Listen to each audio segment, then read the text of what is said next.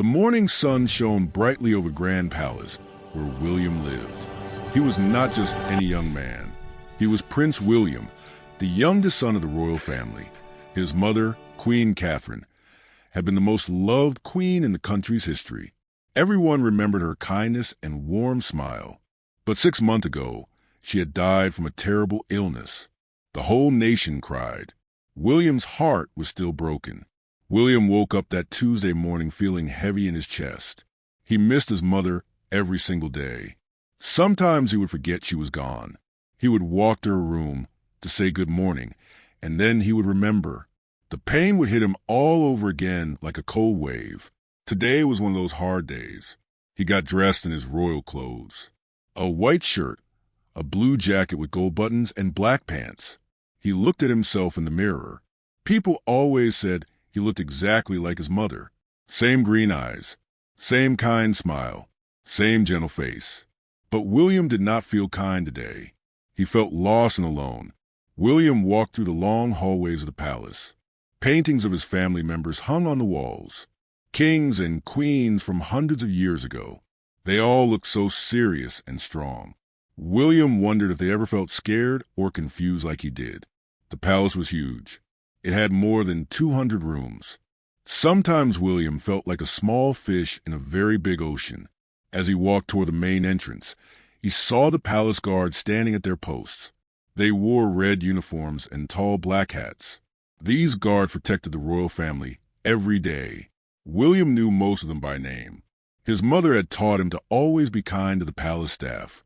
"They work hard to keep us safe," she used to say. "Always treat them with respect." One guard named Marcus had worked at the palace for 20 years.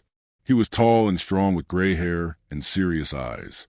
But when he smiled, his whole face changed. He became warm and friendly. Marcus had always been kind to William. When William was a little boy, Marcus would let him try on his guard hat. It was too big and would fall over William's eyes. They would both laugh. But today, Marcus was not smiling. As William came closer, Marcus stepped forward. His face looked strange. There was something in his eyes. Was it sadness? Was it worry? William could not tell. Marcus reached out and gently touched William's shoulder.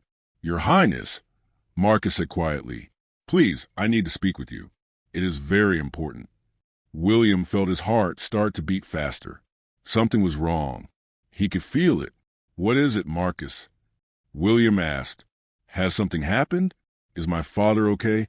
Is my brother okay?" Marcus shook his head. "The king and the prince are fine," he said. "This is about something else. Something private. Please come with me." William followed Marcus away from the main entrance. They walked down a small hallway that William had never noticed before. It was quiet here. No other guards or servants were around. Marcus opened a wooden door and led William into a small room. It was simple and plain. Just a desk, 2 chairs, and a small window. Nothing like the fancy rooms in the rest of the palace. Marcus closed the door softly. He walked to the desk and opened a drawer. His hands were shaking a little. William noticed this. Marcus never shook. He was always calm and strong. What could make him so nervous? From the drawer, Marcus pulled out an old envelope. It was yellow with age. William could see beautiful handwriting on the front. His whole body froze. He knew that handwriting. It was his mother's. "Your mother gave this to me 2 years ago," Marcus said. His voice was soft and full of emotion. "She made me promise something very serious. She said I must keep this letter safe. I must never open it. And I must give it to you only when a very specific thing happened." William could not speak. He could only stare at the envelope. His mother's handwriting. Her touch had been on this paper. Tears started to form in his eyes. "What thing?" William finally whispered. "What did she say?" Marcus took a deep breath. "She said that one day a man would come to the palace. A man in a black suit. This man would come to the main gate and ask for you by name. He would say he has something important to tell you. He would claim to be someone from your past. Someone you have never met." Marcus paused and looked directly into William's eyes. "She said this man would claim to be your real father." The room started to spin. William had to sit down. His legs felt weak. His real father? That was impossible. His father was a king. King George III. Everyone knew this. The whole country knew this. How could there be another father? Marcus continued speaking. Your Highness, that man arrived at the palace gates 1 hour ago. He is wearing a black suit. He asked for you by name. He said he has waited many years for this moment. He is sitting in the guest room right now, waiting. William put his head in his hands. This could not be real. This had to be a dream. A terrible, confusing dream. But his mother's letter was real. Marcus was real. The shaking in his own hands was real. I don't understand, William said. The king is my father. Everyone knows this. There are pictures of us together. There are official records. How can this be true? Marcus sat down in the other chair. I do not know the full story, Your Highness. Your mother never told me the details. She only gave me this letter and these instructions. But I have known your mother for many years. She was the most honest woman I ever met. She would never lie about something so important. He pushed the envelope across the desk toward William. The answers are in here. Your mother made sure of that. William stared at the envelope. Inside was the truth. Inside were his mother's words. But he was afraid. What if the truth changed everything? What if his whole life was a lie? What if he was not really a prince? What if he did not belong in this palace? His hands reached for the envelope. They moved slowly, like they were not part of his body. He picked it up. It felt light, but it carried the weight of his entire world. He looked at Marcus. The old guard gave him a small, encouraging nod. William's fingers slipped under the seal. The envelope opened with a soft tear. Inside was a letter written, in his mother's perfect handwriting. He began to read, and with each word, his life would never be the same again. William's hands shook as he unfolded the letter. The paper was soft and delicate. It smelled like his mother's favorite perfume, roses and lavender. For a moment, he just held it close to his face and breathed in. It was like she was there with him in that small room. He could almost hear her gentle voice. Then he looked down and began to read. My dearest William, the letter started, if you are reading this, then the day I have feared and prepared for has finally come. I am so sorry, my sweet boy. I am sorry I cannot be there to hold your hand. I am sorry I cannot look into your eyes and tell you this truth myself. But I knew this moment would arrive. I always knew. William's eyes filled with tears. They dropped onto the paper, making small wet spots on his mother's words. Marcus quietly stood up and walked to the window. He wanted to give William privacy. He understood this was a moment between a mother and her son, even though she was no longer alive. The letter continued. You need to know the truth about who you are. The man who raised you, King George, is a good man. He has been kind to you. He has given you a home and a title. But William, he is not your real father. Your real father is a man named James Harrington. He is the Duke of Westmore. He comes from one of the oldest noble families in our kingdom. William stopped reading. He put the letter down on the desk. His mind was racing with a million thoughts. The Duke of Westmore? He knew that name. Everyone in the kingdom knew that name. The Harrington family was powerful and respected. They owned huge lands and had great wealth. But why had William never met this duke? Why had his mother never told him? He picked up the letter again. His mother's words continued. I met James when I was 20 years old. I was not a queen then. I was just Catherine, a young woman who worked in the palace library. I loved books and quiet rooms. James would come to the library to read. We talked about stories and dreams. We fell in love quickly and deeply. It was the most beautiful time of my life. William tried to imagine his mother as a young woman, happy and in love, working in a library. It was hard to picture. He had only known her as the queen, elegant and formal, always busy with royal duties, always surrounded by guards and servants. But she must have been different once, young and free and in love. We wanted to get married, the letter said.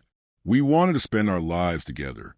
But James was already promised to another woman, Lady Elizabeth from the royal family of the northern province. It was arranged when James was just a boy. His family needed that marriage for political reasons. There were treaties and agreements. Money and land were involved. James tried to break the engagement. He fought his family for months, but they would not allow it. They said if he refused to marry Elizabeth, they would take away his title. They would take away everything. William felt anger rising in his chest. How could families do this to their own children? How could they force people to marry someone they did not love? It seemed cruel and wrong. But he knew this was how royal and noble families worked. Marriage was not about love. It was about power and politics. The letter went on. James made a terrible choice. He married Elizabeth because he felt he had no other option, but he still loved me. We continued to see each other in secret. I knew it was wrong. I knew I should have walked away, but I was young and foolish. I believed love was enough. Then I discovered I was pregnant with you. William's heart was pounding so hard he could hear in his ears. His whole life had been built on a lie. He was not Prince William. He was a secret child of a duke and a librarian. What did this mean for him? Would he have to leave the palace? Would everyone hate him when they found out? When I told James about the baby, he was happy at first. His mother wrote. He said we would find a way. He said he would divorce Elizabeth and marry me. But his family found out. They were furious. They threatened to destroy both of us. They said they would tell everyone I was a liar and a homewrecker. They said they would make sure I could never work anywhere in the kingdom again. William could feel his mother's pain in every word. She must have been so scared, so alone, pregnant and with no help. He wished he could go back in time and protect her, but he could not. All he could do was keep reading. Then something unexpected happened. The letter continued. King George had just lost his wife. The old queen had died giving birth to their second son, Prince Edward. The king was heartbroken and lost. He needed someone to help him raise his two young boys. The palace needed a queen. One of my friends who worked in the palace told the king about me. She said I was kind and smart. She said I love children. The king asked to meet me. William remembered his older brother, Edward. He was 12 years older than William. Edward had always been kind to him. Edward never made him feel like a younger, unwanted brother. Did Edward know the truth? Did anyone in the palace know? King George and I talked for many hours, his mother's letter said. I told him everything. I told him about James. I told him about the baby growing inside me. I expected him to send me away. But instead, he made me an offer. He said he would marry me and raise my baby as his own. He said he would give my child a royal title and a good life. In return, I would be his queen. I would help him raise his two sons. I would give him the family he needed. William understood now. It was a deal, a marriage of convenience. His mother got protection and a home for her baby. The king got a queen and a mother for his children. But what about love? What about happiness? I know this sounds cold, his mother wrote. But George and I did grow to care for each other. Not the wild, passionate love I had with James, but a gentle, respectful love, a partnership. George was always honest with me. He never pretended, and he kept his promise. He treated you like his true son. He gave you everything a prince could have. I will always be grateful to him for that. William looked up from the letter. His eyes met Marcus's eyes. The old guard was watching him with deep concern. Are you all right, Your Highness? Marcus asked softly. William did not know how to answer. Was he all right? His mother was dead. His father was not his father. His whole identity was a lie. How could he be all right? But he nodded anyway. I need to finish reading, he said. His voice sounded strange to his own ears. Marcus nodded and turned back to the window. William returned to the letter. There was more. His mother had more to tell him, and he needed to know everything, no matter how much it hurt. William wiped his eyes and continued reading his mother's letter. His fingers gripped the paper tightly. Each word felt like a key unlocking doors he never knew existed in his own life. After I married King George, James stayed away, the letter said. It was too painful for both of us. He honored the agreement. He never tried to contact me or you. But he did something I did not discover until years later. He watched over you from a distance. He came to every public event where you appeared, royal celebrations, holiday parades. your birthday ceremonies. He was always there in the crowd, hidden among hundreds of faces, just to see his son. William's breath caught in his throat. All those royal events. All those times he stood on the palace balcony waving to the people below. His real father had been there, looking up at him. William thought back to all those moments. He tried to remember faces in the crowds, but there were always so many people, thousands of them, all cheering and waving flags. He could never have picked out one man. "There is something else you should know," his mother continued. "When you were 5 years old, you got very sick. Do you remember? The doctor said you had a rare blood disease. They said you needed a blood transfusion to survive, but your blood type was unusual. The palace doctors searched everywhere for a donor. They tested King George. They tested your brothers. None of them matched." William did remember. It was one of his earliest memories. Lying in a hospital bed, white walls and bright lights. His mother sitting beside him holding his hand. She looked so worried, so scared. He remembered her singing to him softly, the same lullaby she sang every night before bed. The letter revealed more. "I was desperate. I did not know what to do. The doctors said we were running out of time. So I broke my promise to George. I contacted James. I told him you were dying. I told him we needed help. He came to the palace in the middle of the night. He came through a secret entrance that only the guards knew about. Marcus was a guard on duty that night. That is why I trusted him with this letter years later." William looked over at Marcus. The old guard was still standing by the window. His back was straight and strong, but William could see his shoulders were tense. Marcus had kept this secret for so long. He had carried this weight for William's mother, for William himself. "James gave his blood to save your life," the letter said. "His blood matched yours perfectly, because he is your father. The doctors did not ask questions. They just did the transfusion. You recovered within days. It was a miracle, but I knew it was not a miracle. It was a father saving his son." After that night, James left again.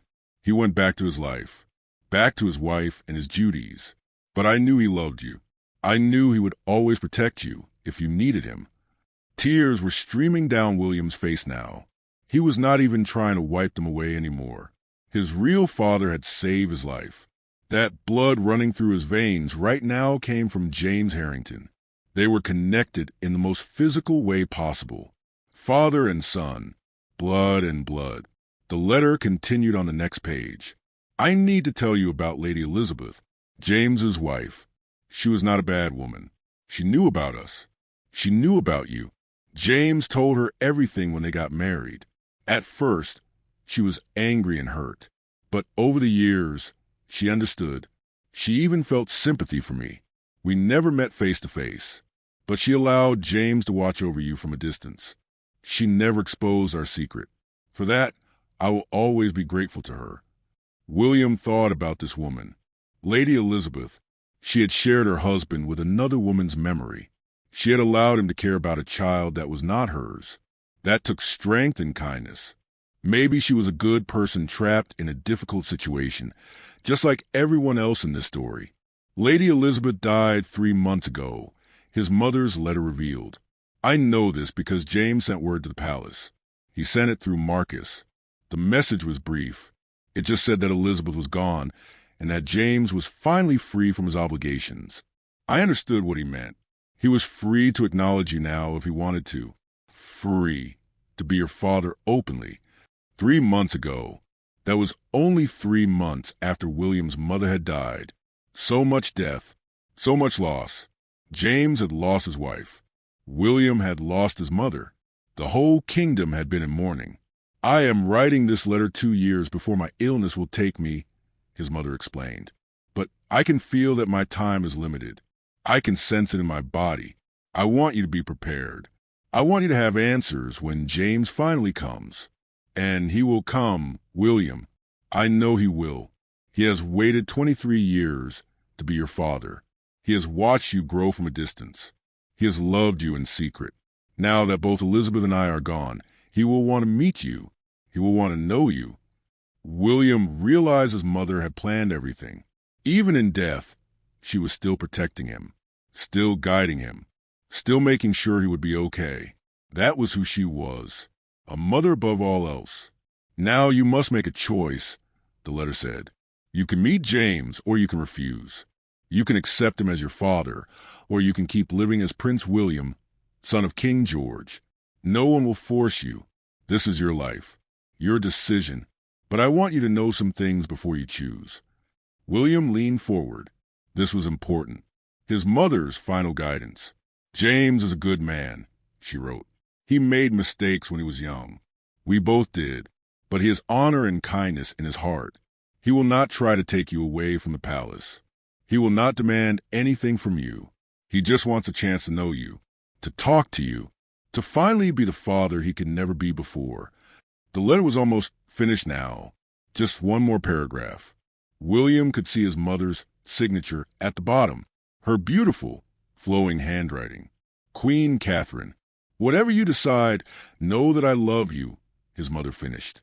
You are my greatest joy, my proudest achievement. You are kind and brave and smart, not because of royal blood or noble titles, but because of who you are inside. You have always known right from wrong. You have always chosen kindness over cruelty. Trust yourself, William. Trust your heart.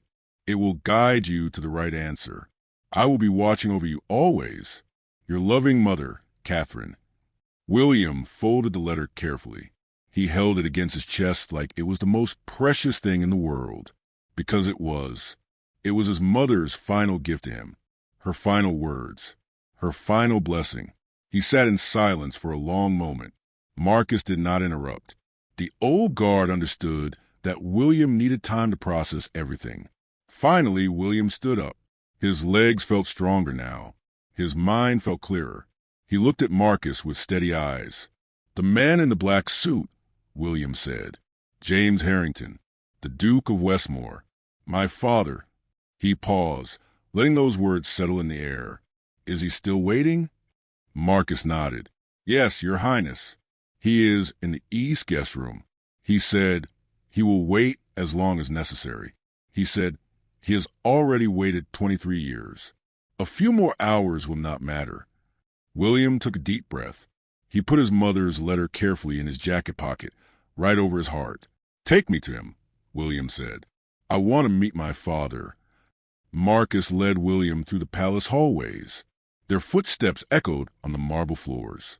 William's heart was beating so fast he thought everyone in the palace could hear it.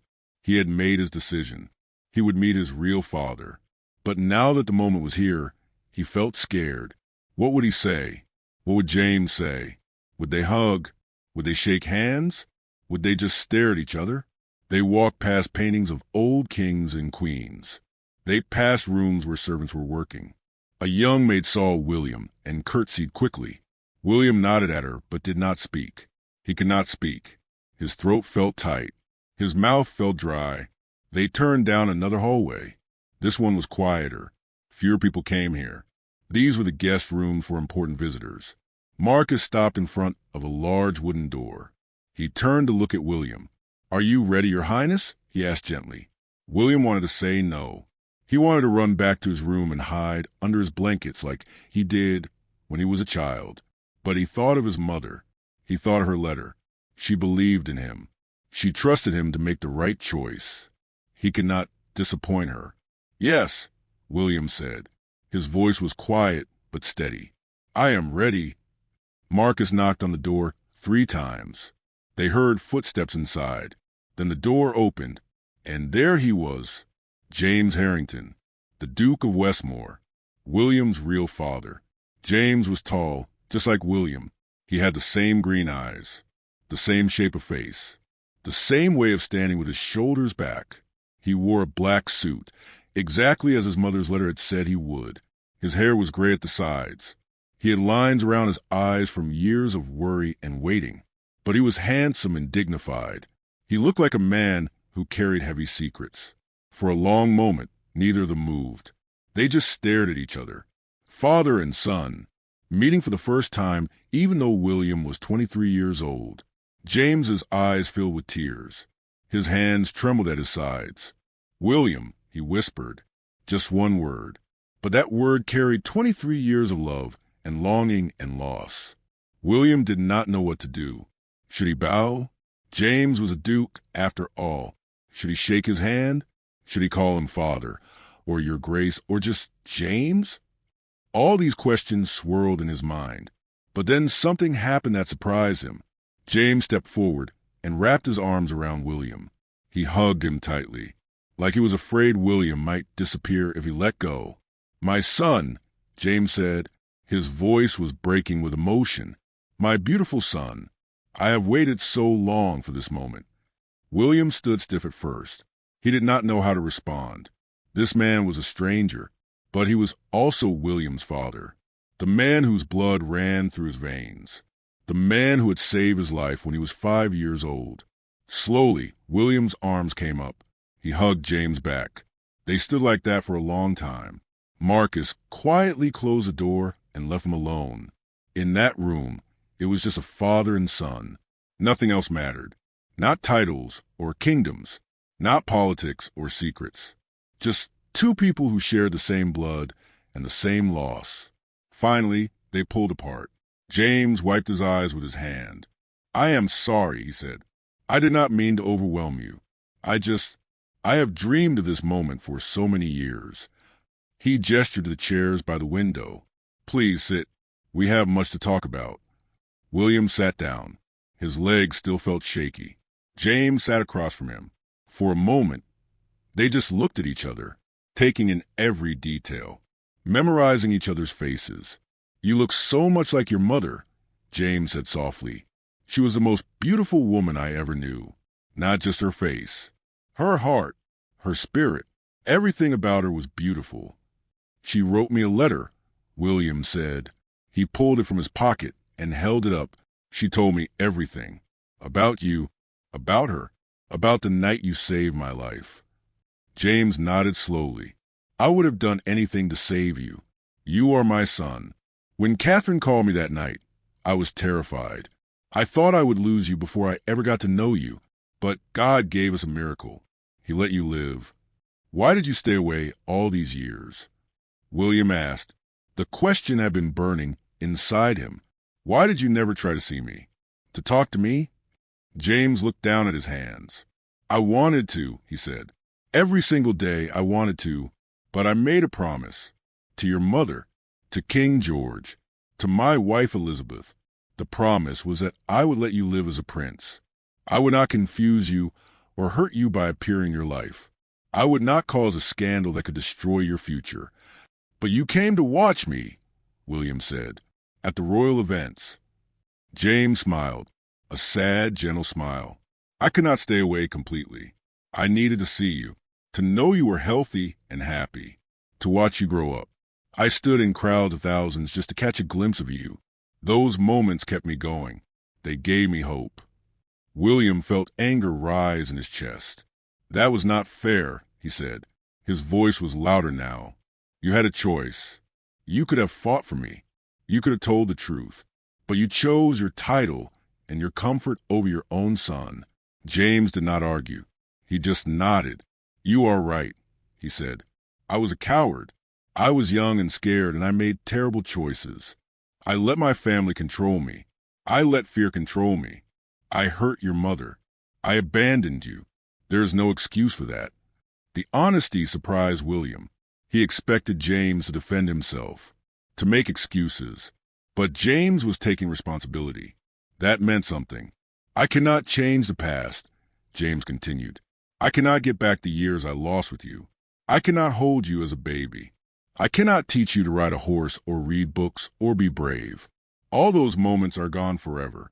But I am here now, and I am asking if you will give me a chance to know you, a chance to be your father, even if it is 23 years too late." William thought about his mother's letter. She had forgiven James. She had understood his situation. She had not wanted William to carry anger and bitterness in his heart. But forgiveness was hard, so hard. "I read what you did was wrong," William said carefully. "You hurt my mother. You left us. Those are facts. But I also read that you loved her, that you loved me, that you did the best you could in an impossible situation. James leaned forward. I did love her. I still love her. And I love you, William. You are my son. Nothing will ever change that. William felt tears coming again. He tried to hold them back, but he could not. I loved the man I thought was my father, he said. King George raised me. He gave me everything. He was kind to me. And now I find out he was not my real father. It feels like a betrayal, like my whole life was a lie. Your life was not a lie, James said firmly. King George, I asked your father. Maybe not by blood, but by choice. He chose to raise you. He chose to love you. That makes him your father just as much as I am. You can have two fathers, William. There's room in your heart for both of us. Those words struck something deep inside William. Two fathers, not one or the other. Both.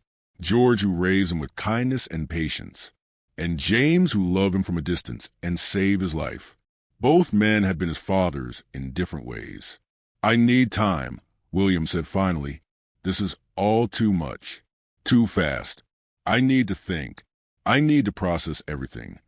James nodded. Of course. Take all the time you need. I have waited 23 years. I can wait longer. But William, before you go, I want you to know something.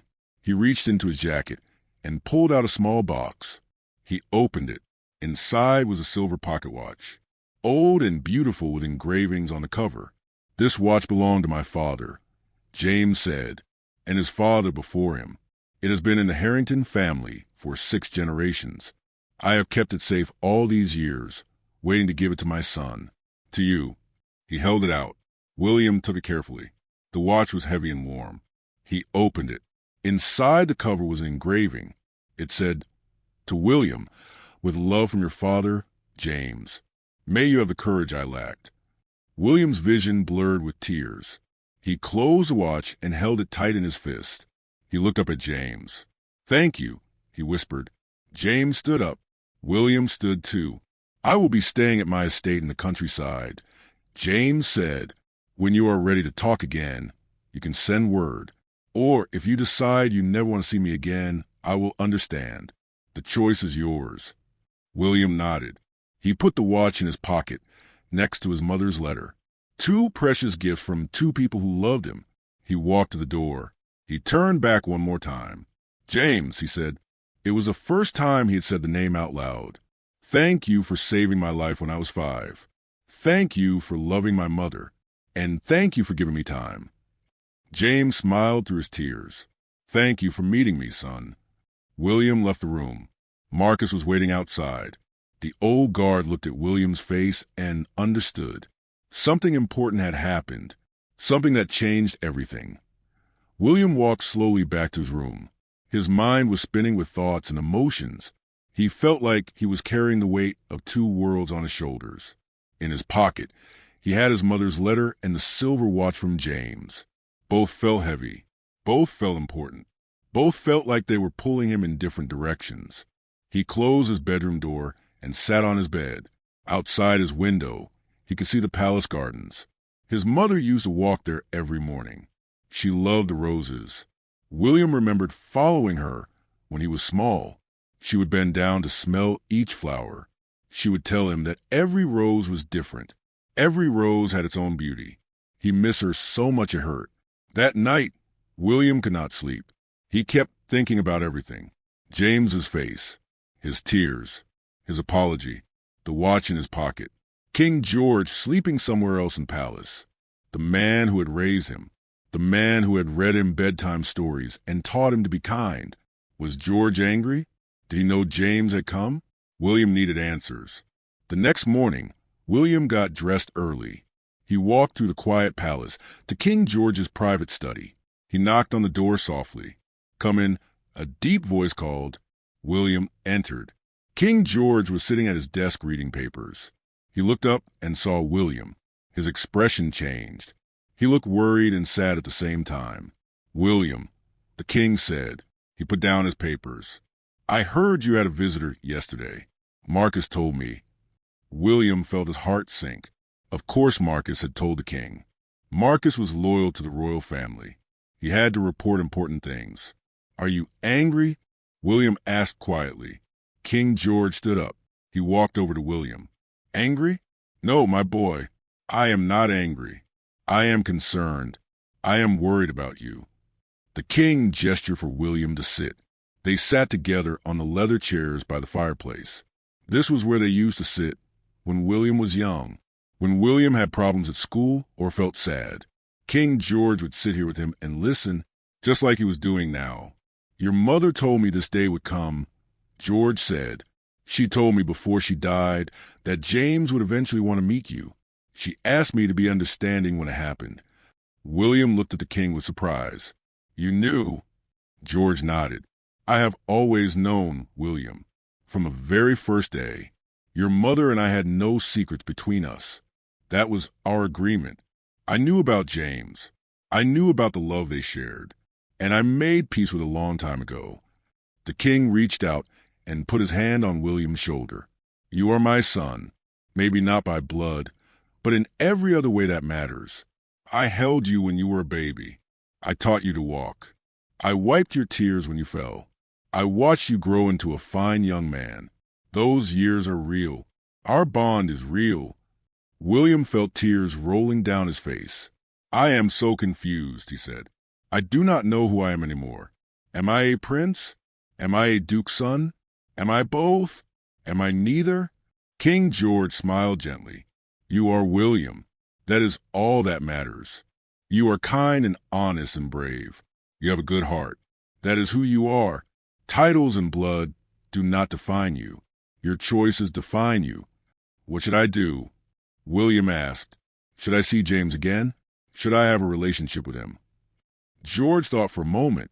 That is not for me to decide. But I will tell you what your mother would say. She would say that love is not a limited resource. You can love more than one father. You can honor both of us. There is room in your life for both James and me. William remembered James saying almost the same thing. Two fathers. Not one or the other. Both. Will it hurt you if I spend time with him? William asked. He did not want to hurt George. This man had been nothing but good to him. George shook his head. It will not hurt me. It will make me happy, because it will make you happy. And your happiness is all I have ever wanted. William hugged King George tightly. Thank you, he whispered. Thank you for everything, for raising me, for loving me, for being my father. George hugged him back. I am proud of you, William. I have always been proud of you, and I always will be. 3 days later, William sent a letter to James. He wrote that he wanted to meet again. He wrote that he wanted to try to build a relationship. It would take time. It would not be easy, but he was willing to try. James wrote back immediately.